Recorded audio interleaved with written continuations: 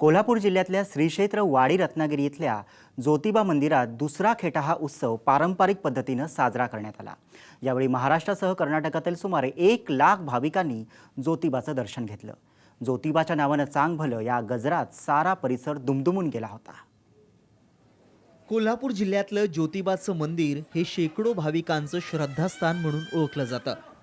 ज्योतिबा डोंगरातल्या श्री क्षेत्र वाडी रत्नागिरीतल्या ज्योतिबा मंदिरात दुसरा खेटा हा उत्सव साजरा करण्याची परंपरा आहे। पारंपरिक पद्धतीनं हा उत्सव साजरा करण्यात आला। दुसरा खेटासाठी पहाटे 3 वाजल्यापासून कोल्हापुरातील भाविकांनी पायी येण्यास सुरुवात केली।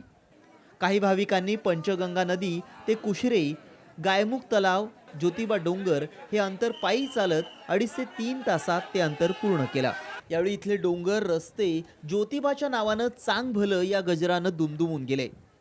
संध्याकाळपर्यंत मंदिरात भाविकांची मोठी गर्दी झाली होती। तत्पूर्वी सकाळी मंदिरात अभिषेकावेळी केदारी उपाध्ये, शरद बुरांडे, बंडा उमराणी, सूरज उपाध्ये, प्रकाश उपाध्ये यांनी श्री केदार कवच स्तोत्र, केदार महिमा या विधींचं पठण केलं।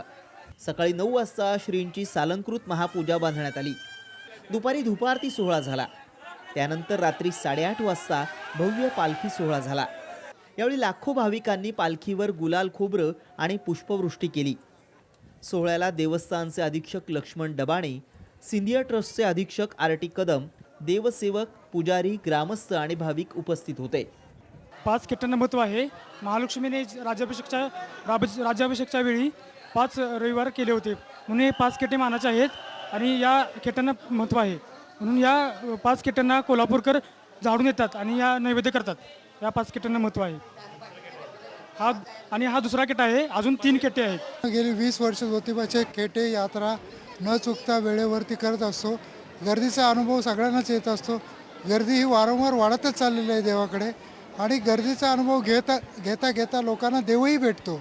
देवाच्या रूपाने प्रत्येक माणसामध्ये देव निर्माण झालेला आहे आणि ज्योतिबाची गर्दी वर्षानुवर्षे आणखीन वाढत जाईल। मी इथे 20 वर्षापासून मी इथे येते यांच्याबरोबर आणि प्रचिती असं म्हटलं तर मला मुलाला म्हणजे मरता मरता वाचवलं देवानी।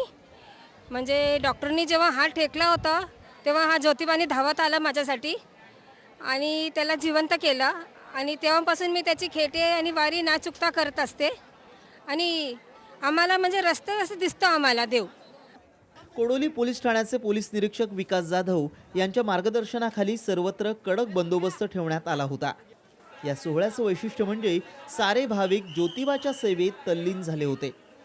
या उत्सवासाठी दरवर्षी दूरदूरून भाविक इथे येत असतात।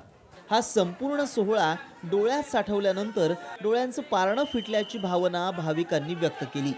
सचिन सावंत, साम टीव्ही, कोल्हापूर।